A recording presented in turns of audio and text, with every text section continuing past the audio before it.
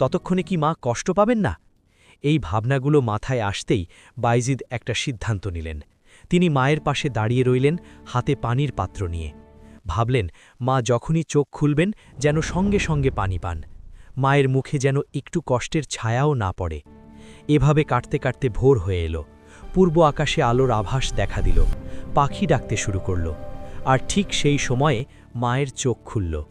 মা চোখ মেলে তাকালেন, দেখলেন তার ছেলে সারা রাত ধরে হাতে পানির পাত্র নিয়ে তার পাশে দাঁড়িয়ে আছেন। ছেলের চোখে ঘুম, মুখে ক্লান্তি, কিন্তু ঠোঁটে একটু হাসি। মা কিছু বলতে পারলেন না, তার গলা বুঝে এলো, চোখ দিয়ে দরদর করে পানি গড়িয়ে পড়তে লাগল। এতক্ষণ ধরে ছেলে এভাবে দাঁড়িয়ে আছেন শুধু তার একটু সুবিধার জন্য, শুধু মায়ের মুখে একটু হাসি ফোটানোর জন্য। মা কাঁপা কাঁপা হাতে ছেলের মাথায় হাত রাখলেন, দোয়া করলেন মনের গভীর থেকে। বললেন, আল্লাহ তোমাকে কবুল করুন বাবা,